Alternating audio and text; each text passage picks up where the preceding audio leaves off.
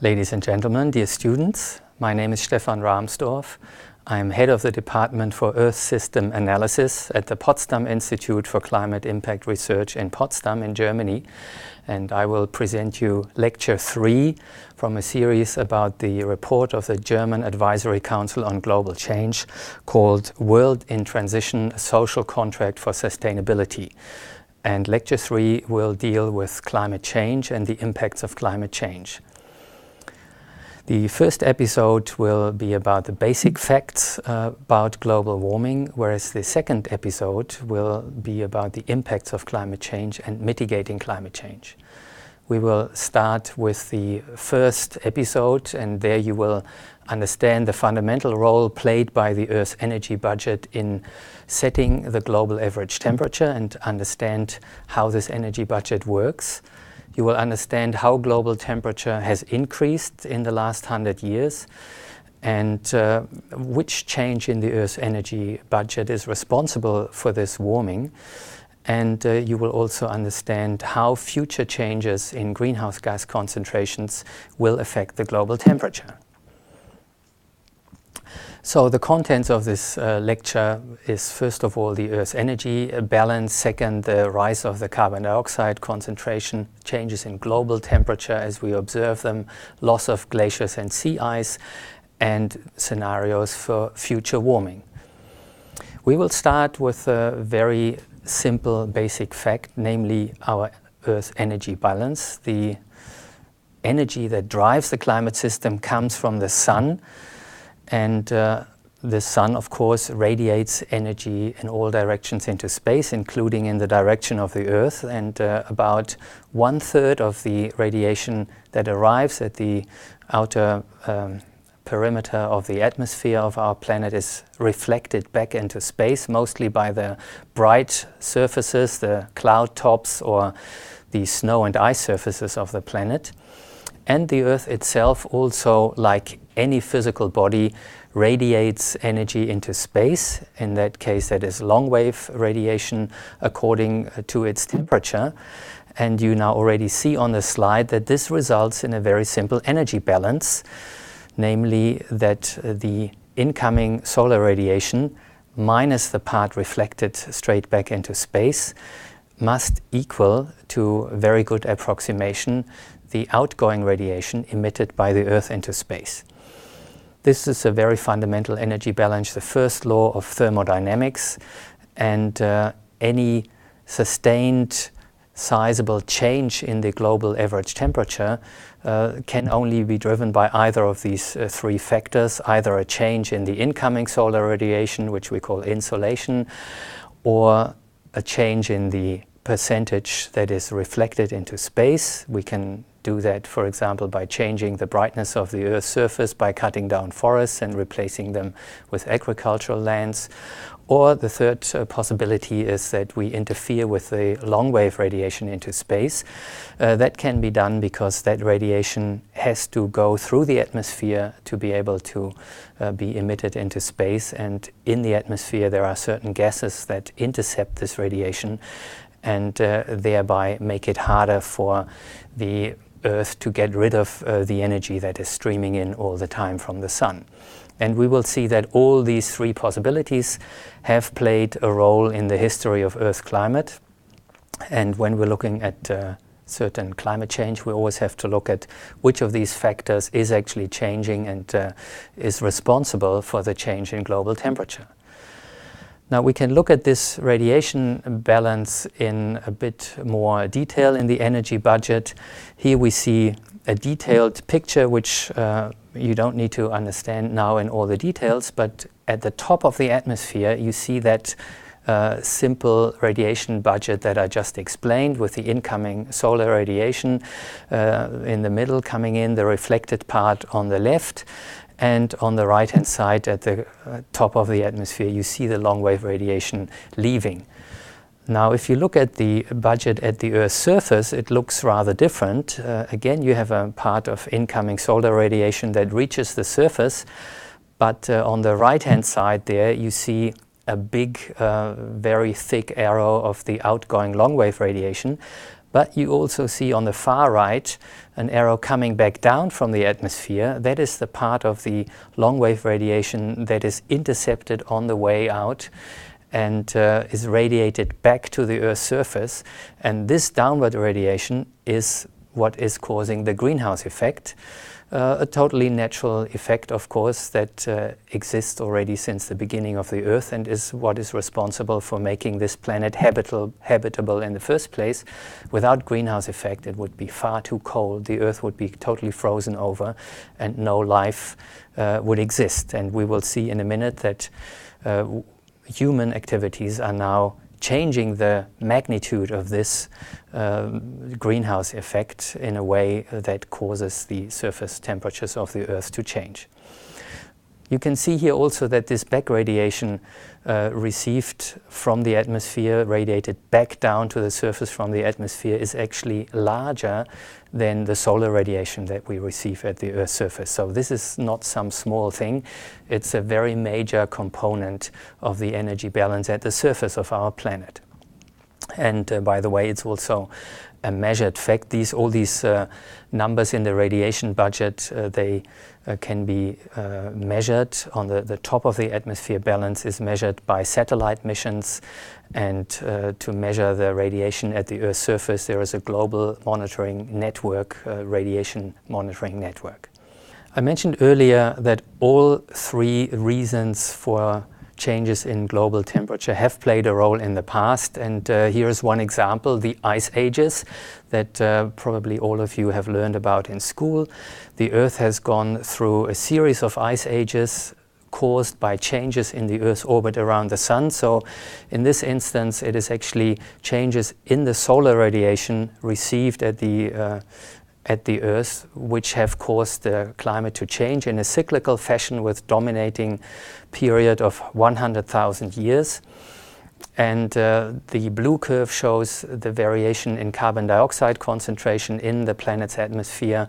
The red curve shows the temperature in Antarctica during 4 of those cycles over 400,000 years.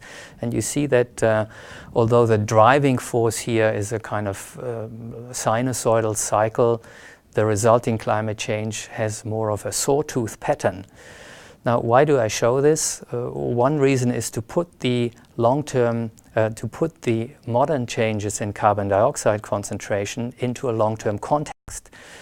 In the last 400,000 years, as you can see here, the CO2 concentration in our atmosphere has varied between 190 and 290 parts per million. And what now has happened in the last 100 years is seen here.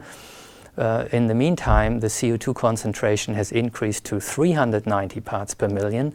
So it's more than 1/3 higher, actually about 40% higher than it has been at any time in at least the last 400,000 years. But as we know from further ice cores, in the latest one being by the European EPICA project, we know that this is also true for the last almost 1 million years.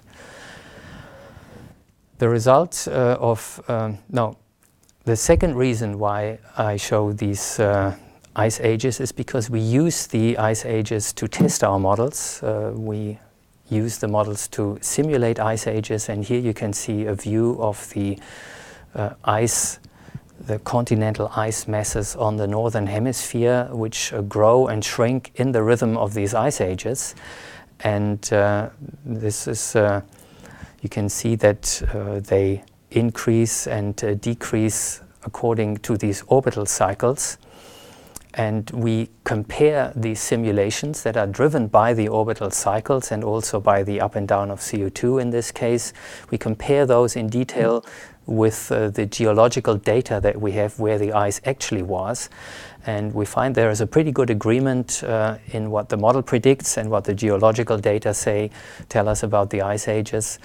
And in those places where there is still disagreements, of course, that's the most interesting part to us, because there we learn where there are still deficits, where we can improve the climate models and so on.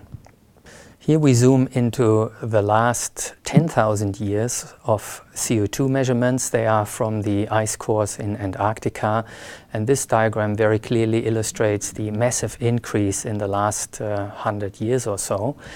And note the additional feature on the right-hand side. There is a scale in radiative forcing in watts per square meter of Earth's surface. And this scale shows us how much the Earth radiation budget, that very fundamental property of our planet, has been changed by this increase in carbon dioxide. There is an extra heating rate of 1.7 watts per square meters of Earth's surface implied by this increase in CO2 concentration. Now we know that this rise in the carbon dioxide concentration is completely caused by human activities, and we're very certain of that. And there are two reasons for this. The first one is that the isotope composition of this additional carbon in the atmosphere gives this away, because fossil carbon has a different isotope composition. And so already in the 1960s, it was shown that this increase is due to fossil carbon that has come from fossil fuels. But there is a much simpler reason as well, and that is, if we just do the sums, how much CO2 have we emitted from fossil sources? We know how much coal, how much natural gas, how much oil we have dug up from the Earth's crust, and so we know how much CO2 has been released by burning these fossil fuels. And that increase that we measure in the atmosphere corresponds to only roughly half of this fossil carbon that we have emitted through our chimneys and exhaust pipes. So there is no question that this increase might be partly natural. Rather, it's the opposite is the case. The natural Earth system has taken up about half of the fossil carbon that we have emitted. So now you might wonder, where is the other half that we have emitted into the atmosphere, but that's not there anymore? And the answer is simple. Most of this has gone into the ocean. The oceans soak up carbon dioxide because the concentration in the atmosphere has increased, so that there is now a concentration difference between the ocean waters and the air above it. And because the ocean and the air are in continuous gas exchange, they try to equilibrate their concentrations. So by increasing the concentration in the atmosphere, we automatically cause the ocean soaking up part of that CO2. And that on one hand is a good thing, because if the oceans didn't take up so much of our CO2, the atmospheric increase would be even faster, and we would have even less time to solve the climate problem. On the other hand, the CO2 absorbed by the ocean forms carbonic acid in the ocean water, and that makes the ocean waters more acidic. That is a problem that, if it continues for a few more decades, will start to impact marine ecosystems in a major way. So it really threatens the health of our oceans, because a lot of the organisms in our oceans form shells or structures made of calcium carbonate. And you can see that, for example, the coral reefs or the familiar seashells that we all know from the beach, or even more importantly, this microplankton that you see on the lower right, which is the base of many of the food webs in the ocean. And in fact, the ocean acidification is already now affecting oyster farmers in Canada. One of the major farming operators, aquaculture operators, is actually shifting business to Hawaii because the ocean waters are getting too acidic up north.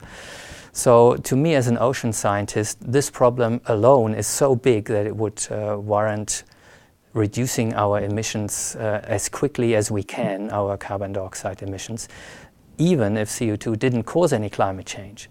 But we know, of course, that CO2 also does cause climate change. I want to just quote a little historic reminder here. The famous German explorer Alexander von Humboldt already in 1843 wrote that humans are changing the climate by releasing large amounts of gas at the centers of industry. Now, at the time, of course, the greenhouse effect was already understood by Joseph Fourier in 1824, who had laid the foundations of all this. But Humboldt did not know which gases are actually enhancing the greenhouse effect and changing the climate in this way. That was only clarified in the year 1859 by the British scientist John Tyndall. He made the first series of measurements demonstrating which gases in the atmosphere cause the greenhouse effect. And he also delivered a beautiful, concise description of the greenhouse effect in 1859 when he wrote, "The atmosphere admits of the entrance of solar heat but checks its exit, and the result is a tendency to accumulate heat at the surface of the planet." That is a beautiful description that is still entirely valid today. This greenhouse effect caused by increasing CO2 was quantified for the first time by the Swedish Nobel laureate Svante Arrhenius in a famous paper where he found in the late 19th century that a doubling of the CO2 concentration would cause a global warming between 4 degrees and 6 degrees centigrade. That quantity, namely the temperature rise that results in equilibrium after a while from a doubling of CO2 concentration, that quantity is called the climate sensitivity, because it tells us how sensitively the climate reacts to a change in CO2 concentration, or more generally, a change in the radiation balance. The modern estimates of this climate sensitivity are a little bit lower than Arrhenius calculated over 100 years ago. Modern estimates are around 3 degrees centigrade for a CO2 doubling.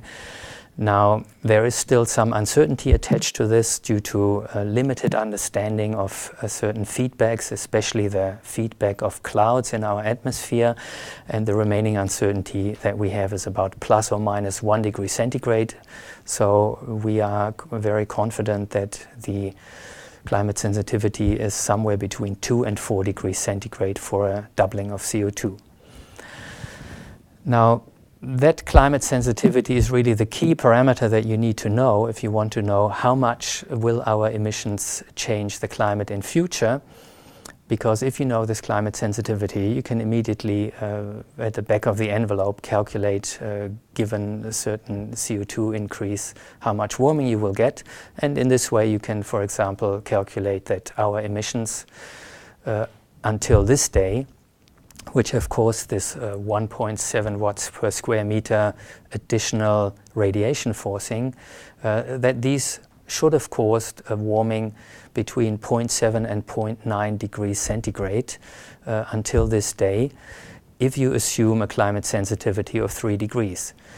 Now, I said earlier that we have increased the CO2 concentration by 40%, and if the climate sensitivity is 3 degrees for a CO2 doubling, then you might wonder, why is the warming not 40% of those 3 degrees?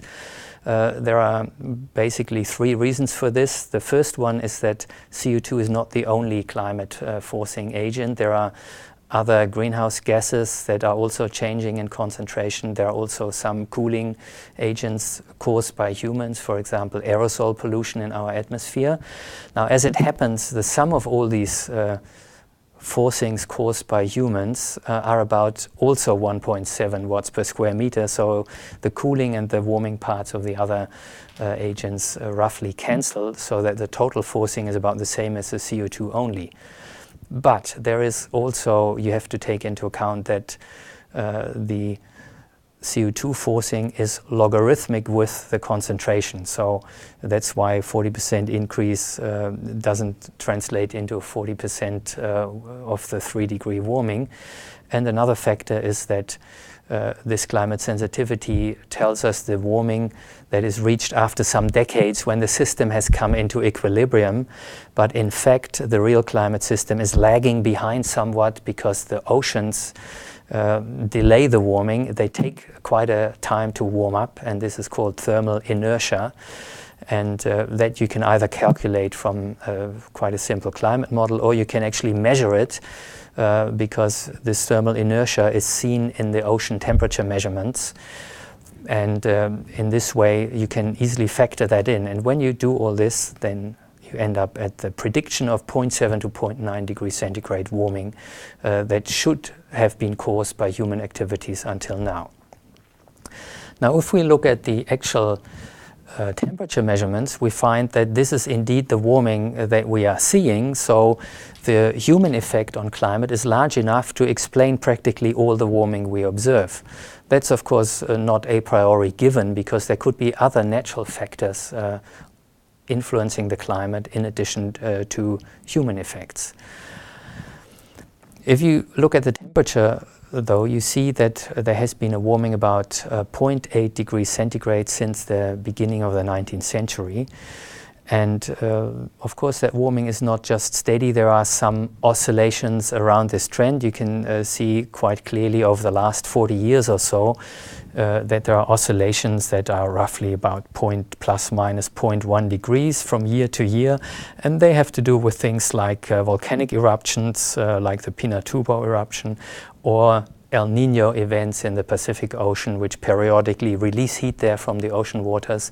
And 1998 El Nino was the largest event on record, and it sticks out, as you can see here, out of that long-term warming trend to some extent. But overall, there is a continued warming, ongoing warming within that corridor that we have observed now going on for several decades. We can, by the way, understand quite a substantial fraction of that year-to-year variability in the temperatures as well by doing simple correlation analysis, because we actually have independent measurements of the volcanic eruptions, the cooling effect of those, the El Nino events, and also the solar cycles. And by standard correlation techniques, you can work out how strongly these natural variations affect the global temperature, and then you can subtract those natural fluctuation components, and the result is shown here for the last 30 years. And here you see the 5 main series of global temperature that we have. The red and the orange ones are based on satellite data, and the other ones involve the surface measurements from weather stations around the world. And you can see that after correcting for these natural fluctuating parts, all 5 series agree very well within very small margins about the warming trend over the last decades. And you can also see that this is clearly a completely ongoing, unbroken warming trend. There is no sign of this warming slowing down, as you might sometimes have read in the media. Now we can also ask the question, how well does this agree with earlier projections? And here I show in the blue range the projection of the 3rd IPCC report, and they started in 1990. The green range is the projections of the 4th IPCC report. It was published in 2007, and these projections start in the year 2000. And the red line is the average of all these 5 global temperature series of the last slide, here shown at higher resolution, not just annual resolution, to emphasize more the kind of ups and downs in this. And you see that the warming that is actually observed is right in the middle of what was projected by the IPCC in its last 2 reports. So there is no discrepancy here, and that's not very surprising, because we understand the Earth radiation balance well, and so the predictions of the global temperature change are quite robust, and they happen to be quite correct as well in the light of the data. I mentioned also that with the correlation analysis you can find out how strong the effect of solar cycles on global temperature, for example, is, and the result is that's an effect of about plus minus 0.04 degrees of the dominant solar change, which is an 11-year cycle, which has been known for centuries. And so it's really a very small effect compared to the greenhouse effect. And this diagram shows also how, just put together in one graph, how the global temperature curve and the measurements of the intensity of solar radiation received by satellites at the top of the atmosphere, how that compares. And you can see that these don't have much to do with each other. Basically, the changes in solar radiation are just this 11-year cycle with no sizable trend, neither up or down. And as it happens, actually the deepest and longest lasting solar minimum since the satellite measures began in the 1970s happened over the last few years and coincided with the warmest years in the global temperature. So there you have the faintest sun coinciding with the hottest temperatures, which clearly shows that the solar variability only plays a minor role here. If we did not have these temperature measurements, then in fact we would know that the planet is warming anyway, because you only need to look at our mountain glaciers. This photograph I took in New Zealand in the Southern Alps, and it shows the Müller Glacier coming into the picture here from the bottom right. And you can see the terminal moraine up to which this glacier stood about 100 years ago, up to the upper edge of that moraine. It's highlighted here with this white line, and you can see this glacier has really collapsed and formed a meltwater lake that is banked up behind that moraine. This is a picture that you can see all around the world in the mountain ranges. Everywhere, with very few exceptions, the glaciers are retreating quite massively. In the European Alps, they have lost more than half of their volume over the last 100 years. Now, if aliens were observing us from space, they would also know what's going on here. They just need to look at the ice cap on the Arctic Ocean here, the sea ice. They see the very bright white area. This is in 1979, when it was observed for the first time with this beautiful satellite view. And here it's in 2007. You can see it's shrunk by about 40% in that time period. If we go back once again and forward once again, you see how strongly the ice area on the Arctic Ocean has shrunk. And the next curve here, the red curve, shows you the whole time series of the extent of this ice area. And you can very clearly see this downward trend there. This slide also shows the IPCC projections in this light blue range, and it shows that the actual loss of sea ice is happening much faster than expected by the IPCC. I mentioned earlier that the temperature projections turned out to be pretty well right, and in fact already in the 1970s global warming was predicted in the major scientific journals Nature and Science, also approximately quantitatively correctly. That's because the Earth's energy budget is quite simple, but the behavior of ice is much more complex physically, and that's why the models can be quite wrong. And in this case, you can see that the models have really underestimated the problem. And unfortunately, as we will see in the next episode, a similar thing has happened with sea level rise. So sometimes you hear that maybe the IPCC reports exaggerate things or are alarmist. I wish that were true. Unfortunately, the data show the opposite, namely that the IPCC has really underestimated some major developments in the climate system. Now let us have a look into the future of the global temperature. I already pointed out that our activities, human activities, are now really dominating the changes in the Earth's radiation balance, and hence they are also the dominating cause of climate change.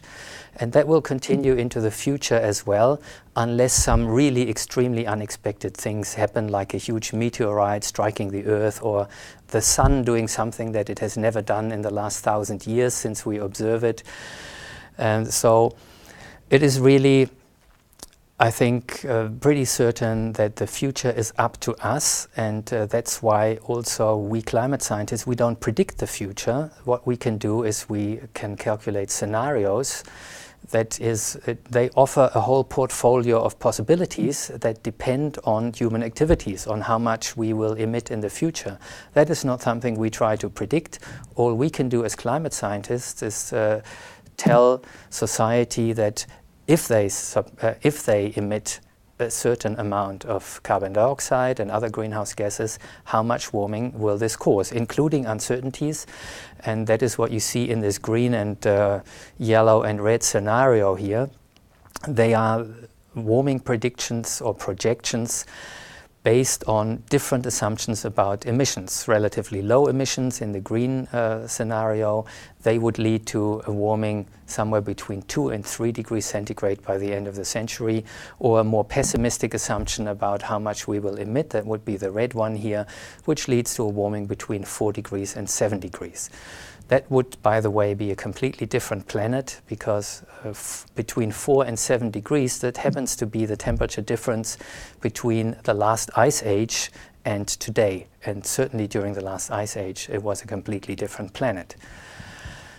Now, these are the global average temperatures, and to finish off with, I would like to show you how this breaks down regionally. If you look at a climate model with a relatively high resolution, because of course what we experience as human beings is not a global average temperature. What we experience is a temperature at a certain location, and there are some major differences here.